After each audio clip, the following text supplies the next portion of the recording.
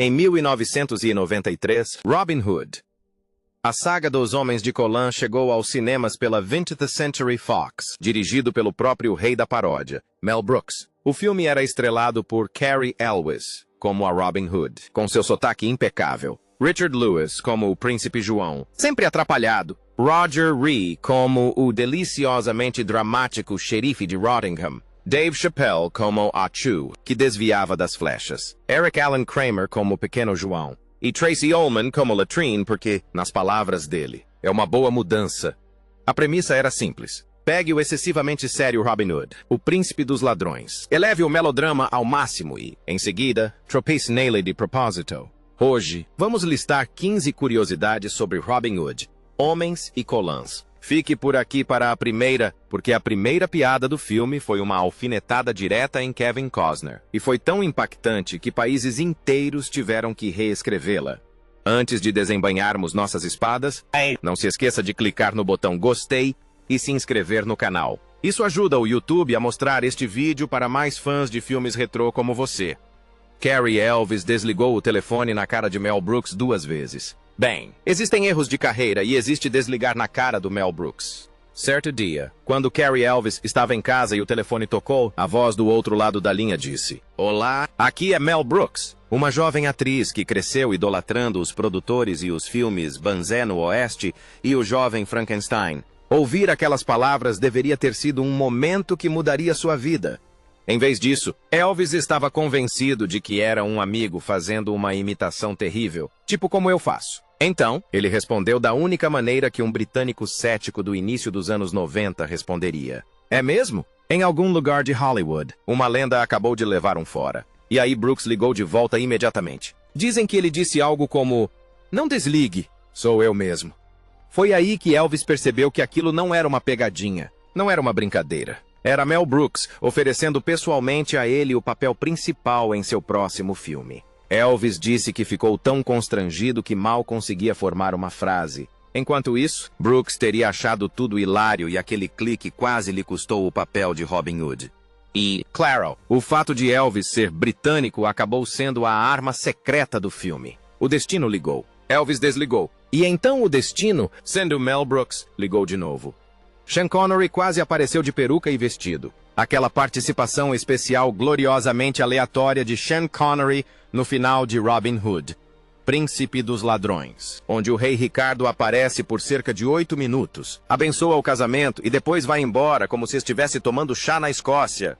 Bem, isso quase aconteceu de novo, só que desta vez com uma reviravolta. Depois da participação especial de Connery em 1991, se tornaram um dos momentos mais comentados de O Príncipe dos Ladrões. Ele teria se oferecido para reprisar o papel em Robin Hood, a saga dos Homens de Colan. Connery sugeriu a ideia de interpretar o rei Ricardo, mas vestido de mulher. O homem que nos deu James Bond, que encarou Goldfinger sem pestanejar, aparentemente estava disposto a aparecer de colã e peruca em nome da paródia. Mas havia um porém. Connery pediu um salário de $1 milhão americanos. Diga-se de passagem, ele pretendia doar integralmente para instituições de caridade escocesas. Filantropia, mas com um toque de poder. O problema era que homens de Colan não tinham dinheiro de set. Dizem que Mel Brooks adorou a ideia, mas não podia pagar esse cachê. E, segundo o roteirista J.D. Shapiro, Brooks talvez tivesse outra preocupação. Sean Connery, vestido de mulher, poderia roubar a cena do filme inteiro. Então Brooks mudou de ideia. Entra Patrick Stewart. O próprio capitão Jean-Luc Picard assumiu o papel do rei Ricardo e o interpretou de forma completamente séria. E aqui está a bela simetria. Quando Connery fez sua participação especial original em 1991, ele teria aceitado apenas $250 mil americanos por 2 dias de trabalho e doou o valor para um hospital na Escócia. Hulk Hogan recusou o Sherwood Forest para cuidar de crianças, e houve um momento no início dos anos 90 em que era totalmente possível que Little John tivesse entrado no Sherwood Forest arrancando a túnica e fazendo pose para a câmera, porque sim, Hulk Hogan estava mesmo envolvido. A própria lenda do wrestling confirmou que lhe ofereceram o papel de Pequeno João em Robin Hood, a saga dos Homens de Colan, mas ele recusou. Em vez de collants e paródias, ele aceitou o papel em Mr. Nanny em 1993. Uma comédia familiar onde interpretava um ex-lutador que protegia crianças de bandidos. Afinal, se você é Hulk Hogan no início dos anos 90, ou você se entrega à sátira medieval, ou se lança direto no caos das babás em um filme para vídeo. Hogan escolheu a babá. O papel acabou ficando com Eric Allen Kramer, que trouxe algo que Brooks valoriza mais do que bíceps: timing. Kramer ainda tinha presença física, mas também entendia o ritmo da paródia. Ele sabia contar uma piada tão bem quanto dar um soco de verdade. E em um filme de Brooks, isso importa mais do que aquelas pitons de 60 centímetros. O elenco treinou com o mesmo coreógrafo de Duro de Matar. Bem, Homens e Peitos era uma comédia, mas Mel Brooks tinha uma regra. Quanto mais boba a piada, mais realista a ação precisava ser. Dois caras se debatendo com lâminas como se fossem um macarrão de piscina discutindo, isso não ia funcionar. Então, antes das filmagens começarem, o elenco foi para um treinamento intensivo. Um treinamento intensivo de esgrima de verdade, que durava apenas um fim de semana. Todos os sábados e domingos, os atores treinavam com o veterano coordenador de esgrima, Victor Paul, o mesmo cara que trabalhou em filmes de ação de peso como Duro de Matar e Armageddon. Ele passou de orquestrar explosões com Bruce Willis a coreografar Homens de Calças Verdes. Falando em amplitude de carreira, o treinamento não era nada leve. Era técnica de esgrima de verdade. Porque se a luta de espadas parecesse real, a piada seria 10 vezes mais impactante quando alguém levasse um tapa no meio do duelo. Victor Paul confirmou mais tarde que Elvis foi o membro do elenco mais fácil de treinar, porque ele já sabia o que estava fazendo. Graças à Princesa Prometida, ele já tinha vasta experiência em esgrima. Enquanto o resto do elenco aprendia o jogo de pés e o posicionamento da lâmina, Paul só precisou ensinar a Elvis a coreografia específica, o que é quase poético, já que Elvis baseou sua atuação em A Princesa Prometida no Robin Hood de Errol Flynn, de 1938. Então, quando ele se tornou oficialmente Robin Hood anos depois, embora estivesse basicamente interpretando a evolução de um personagem que já havia estudado, o papel já o rondava há meia década. Cary Elwes tinha 3 flechas e nenhuma rede de segurança. O momento triunfante do arco e flecha em trajes masculinos. Sabe? Aquele em que Robin divide a flecha como se estivesse fazendo um teste para se tornar uma lenda medieval. Aquilo não foi mágica de cinema, foi puro pânico. Durante a sequência de treinamento, Mel Brooks decidiu que não queria cortes, nem flechas falsas quebrando, nem edição inteligente. Ele queria um alvo perfeito e deu a Cary Elwes exatamente 3 tentativas. Ora, Elvis sabia manejar uma espada. Isso era fato. Mas arco e flecha era outra história, algo para o qual ele não havia treinado em nenhum filme anterior. Primeiro tiro, arrow. Segundo tiro, ainda fora do centro. Terceiro tiro, acertou em cheio. E se você observar atentamente o rosto de Elvis na cena, verá que ele estava genuinamente chocado por ter acertado o alvo. Segundo ele, quase se esqueceu da próxima fala, porque não conseguia acreditar que a flecha realmente o havia atingido. E para tornar a cena ainda melhor, porque naquele momento não é Robin se provando, é Cary Elwes, The Colland, suando sob pressão do prazo, conseguindo a única tomada que importa, com a plateia prendendo a respiração atrás da câmera.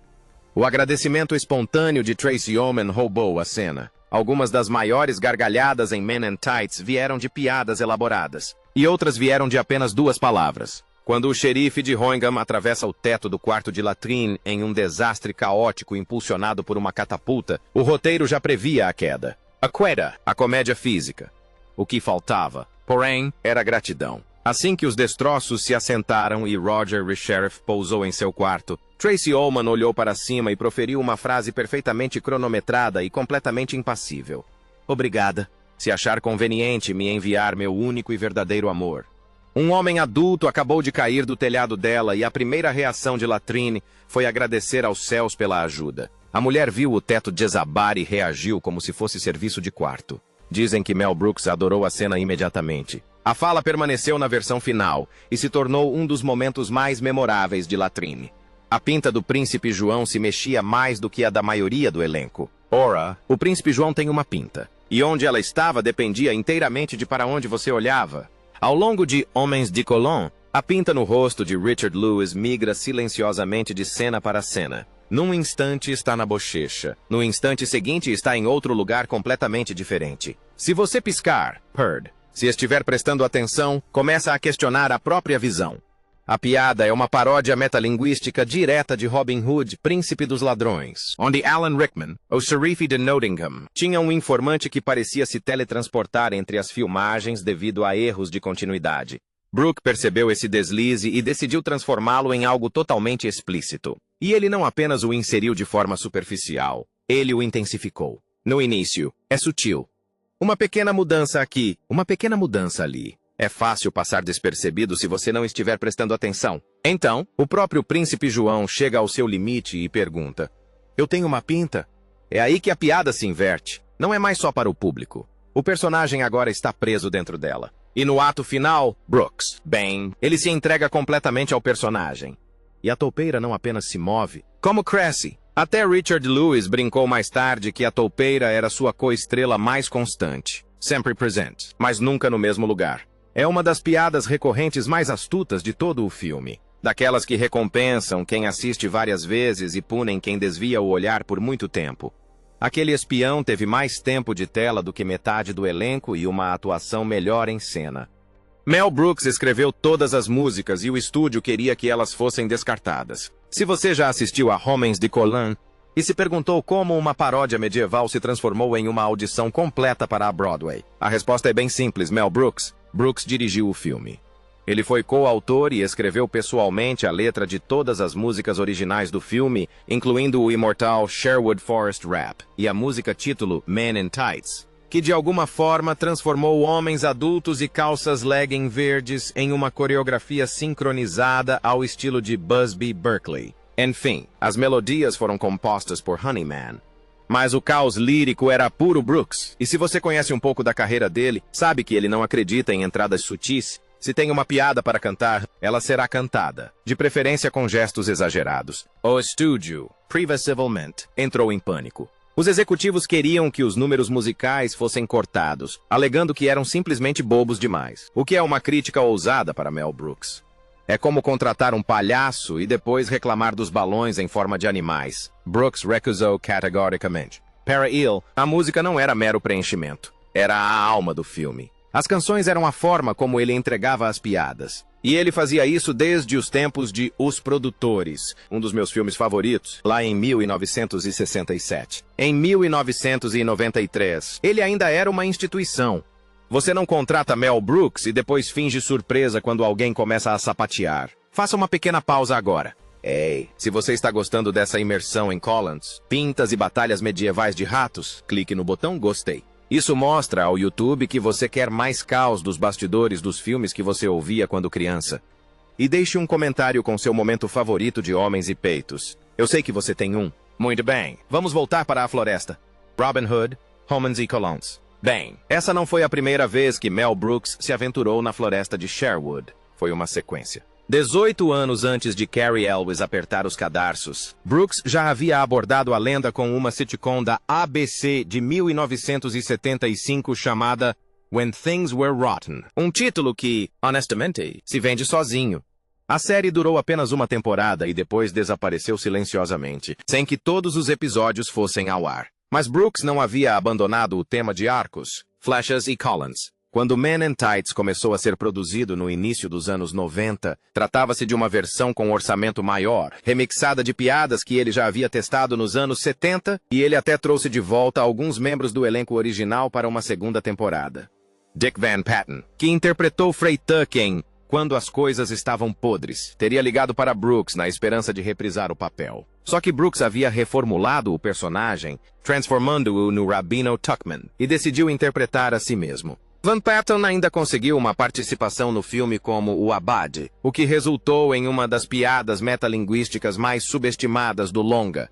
E essa não foi a única reciclagem que aconteceu. A piada da competição de arco e flecha, em que Robin atira uma flecha que magicamente gira no ar para acertar o alvo por trás, apareceu pela primeira vez no original. Brooks não a roubou, apenas a recuperou. Até Robert Ridgely retornou. Ele interpretou um carrasco caolho na série de TV e voltou como Boris, o Carrasco, e em Homens de Colon, usando o mesmo tapa-olho, só que no olho oposto.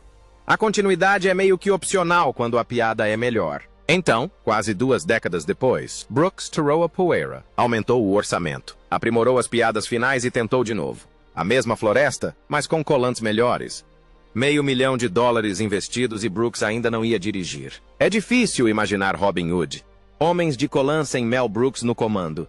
Mas por um breve momento, esse era realmente o plano. Quando o roteiro chegou à mesa de Brooks, ele planejava apenas produzir. Ele supervisionaria o caos de cima, enquanto outro diretor cuidaria do dia a dia. Brooks comandava a Brooks Films. Ele tinha projetos em andamento. Delegar tarefas fazia sentido na teoria. Mas eis a questão sobre Mel Brooks. Delegar tarefas e fazer comédia pastelão não combinam muito bem. Conforme o desenvolvimento avançava, Brooks começou a reescrever o roteiro. Ele começou a se aproximar cada vez mais de seu humor metalinguístico característico, do absurdo musical e de piadas que piscavam para o público de forma consciente. Eventualmente, ele percebeu algo óbvio. Se você vai fazer uma comédia de Mel Brooks, provavelmente precisa do próprio Mel Brooks atrás das câmeras. Ao assumir a direção pessoalmente, ele garantiu o controle criativo. Podia proteger o humor físico, aprimorar as piadas e calar a boca de qualquer executivo nervoso que achasse que uma paródia sobre homens de calças verdes precisava ser conservadora. Ele também garantiu o controle da Final Cut, definindo o tom para que pudesse ser suavizado e transformado em mais uma sátira esquecível. E depois de uma arbitragem do Sindicato dos Roteiristas, ele aceitou o crédito de co-roteirista para refletir o quanto do roteiro ele remodelou para imprimir sua voz. No fim das contas, ele não entregou as rédeas a ninguém. Ele simplesmente as agarrou, conduziu tudo direto para o meio do mato e garantiu que cada piada tivesse sua marca registrada. Richard Lewis estava com febre de 41 graus Celsius e Mel Brooks ainda queria suas falas. Após o término das filmagens, Richard Lewis, que interpretava o Príncipe João, sempre reclamando e mexendo em sua verruga, foi repentinamente hospitalizado com febre de 41 graus. Isso não é algo que se resolva apenas bebendo água e descansando. É algo que exige ligar para todos os seus conhecidos e pedir desculpas por coisas que você fez em 1978. Ele foi diagnosticado com hepatite A, segundo relatos. Sentiu como se estivesse morrendo. E foi então que Mel Brooks ligou. De acordo com Lewis, enquanto ele estava deitado em uma cama de hospital, com icterícia e delirando, Brooks ligou para o quarto dele para discutir algo muito importante. 2 falas restantes do diálogo. Porque, veja bem, no mundo de Mel Brooks, até mesmo uma experiência de quase morte pode ter um conflito de agenda.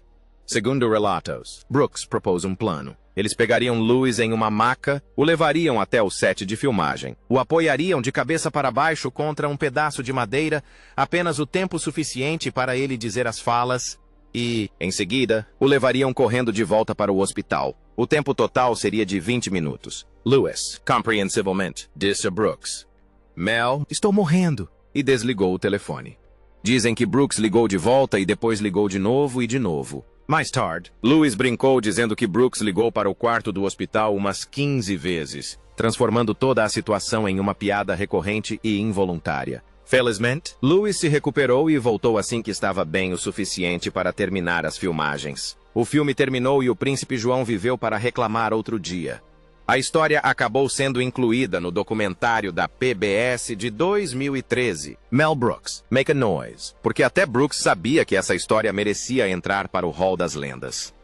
Eles filmaram a paródia na Floresta Real de Errol Flynn. Para um filme chamado Homens e Collins, Mel Brooks poderia ter filmado em qualquer lugar. Em vez disso, ele foi direto à fonte.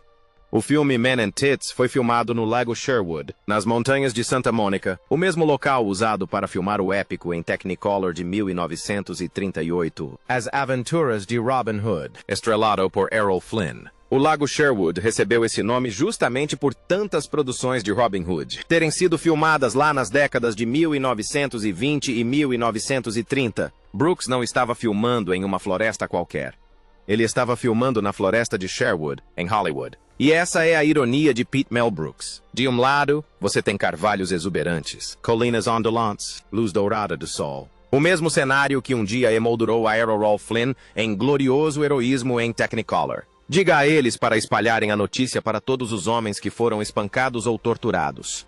De um lado, temos uma paródia dos anos 90 com números de rap, tênis Reebok e uma toupeira que se recusa a ficar parada. Brooks não escolheu esse local por acaso. Ele estacionou sua paródia diretamente sobre a lenda, o equivalente cinematográfico a pichar. Homens de Colan estiveram aqui, em um monumento nacional. Só que, de alguma forma, respeitoso ao mesmo tempo. Porque, por trás de todas as piadas, Brooks sabia exatamente a que estava se referindo. Ele estava fazendo isso na floresta original, no cenário original, com um ator que já havia passado anos estudando o Robin Hood original, e isso fez com que a fantasia tivesse um impacto ainda maior. Os críticos deram meia estrela, mas os fãs, esses sim, deram uma vida inteira. Em 1993, os críticos assistiram a Robin Hood, a saga dos Homens de Colan, e decidiram coletivamente que Mel Brooks tinha perdido a cabeça e talvez a bola rápida também. Gene Siskel deu meia estrela. O Washington Post chamou o filme de inútil e inoportuno, o que é hilário. Porque se há uma coisa que a paródia nunca pretendeu ser, é oportuna? As críticas foram simplesmente brutais. Mas eis a questão sobre os filmes de Mel Brooks. Eles não vivem nas críticas. Eles vivem nas salas de estar. Com um orçamento de 20 milhões de dólares, Men and Tits arrecadou cerca de 35,7 milhões de dólares nos Estados Unidos e aproximadamente 72 milhões no mundo todo. Não é um sucesso estrondoso, não é o lançamento de uma franquia, mas é absolutamente lucrativo. A 20th Century Fox ficou, segundo consta, entusiasmada. Quando se obtém esse tipo de retorno com uma paródia sobre toupeiras errantes e números de rap, considera-se uma vitória e segue-se em frente. E então veio o VHS. Foi aí que a verdadeira lenda começou. Brooks disse em entrevistas que Men in Tights e Spaceballs, outro dos meus filmes favoritos, são os seus dois filmes mais vendidos em vídeo doméstico. E isso faz todo o sentido. Este é exatamente o tipo de filme que você assiste em uma festa do pijama. Os críticos viram um fiasco, mas o público viu um filme reconfortante e, com o tempo, ele se tornou o que todas as melhores comédias de Brooks se tornam. Um clássico cult que sobrevive a todas as críticas já escritas sobre ele. A reclamação de um garoto de 11 anos sobre um filme deu início a tudo. Toda grande paródia precisa de uma faísca. A de Homens de Colan veio de uma cadeira de dentista. Depois que Robin Hood, Príncipe dos Ladrões, estreou nos cinemas, o filme se levou tão a sério que o público já estava fazendo piadas na saída. Entre esses espectadores estava um garoto de 11 anos chamado Jordy Chandler. Segundo a história de origem do filme, Jordy assistiu a O Príncipe dos Ladrões e achou dramático demais, pretensioso demais. Agora, aqui é onde a coisa fica maravilhosamente hollywoodiana. O pai de Jordy, Evan Chancellor, era dentista em Beverly Hills. Um de seus pacientes era o roteirista J. David Shapiro.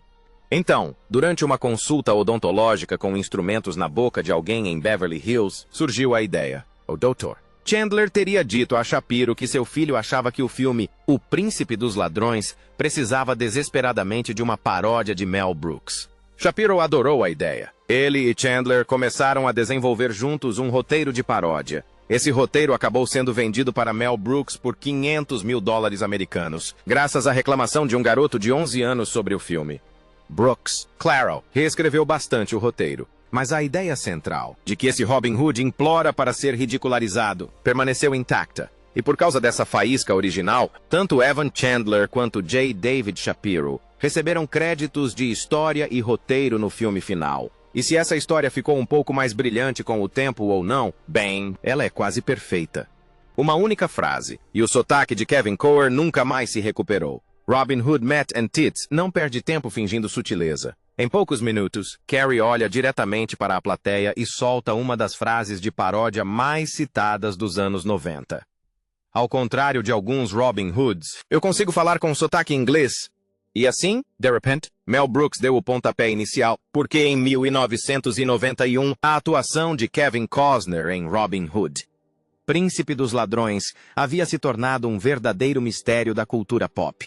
O cara começou com algo vagamente britânico, depois abandonou a ideia na metade do filme e terminou com uma voz que parecia ter acabado de sair de um campo de beisebol no Nebraska. Brooks sabia que o público tinha percebido, então, em vez de simplesmente contornar a situação, ele incorporou a piada ao DNA do filme. Aquela frase era uma declaração de princípios, e é aqui que fica ainda mais engraçado. A piada funcionou tão bem em inglês que os tradutores tiveram que se virar para adaptá-la ao público internacional, na França e na Itália. A tradução ficou assim: ao contrário de outros Robin Hoods, eu não danço com os lobos. Uma referência nem um pouco sutil ao filme vencedor do Oscar de Costner. E na Hungria, bem, eles pularam a sutileza completamente e foram direto para ao contrário de Kevin Costner, eu tenho um traseiro avantajado. O que talvez seja a escolha de localização mais agressiva da história das paródias. Com uma piada de sotaque no primeiro ato, o filme basicamente disse ao público: não estamos aqui para sermos educados, estamos aqui para zoar. E aí está. 15 fatos estranhos e curiosos sobre Robin Hood. Homens de colã. Qual fato te surpreendeu mais? Deixe nos comentários. E compartilhe isso com aquele amigo que ainda diz: somos homens. Somos homens de colã em momentos completamente inapropriados. E não se esqueça de curtir, se inscrever e ativar o sininho. Até a próxima. Lembre-se de quando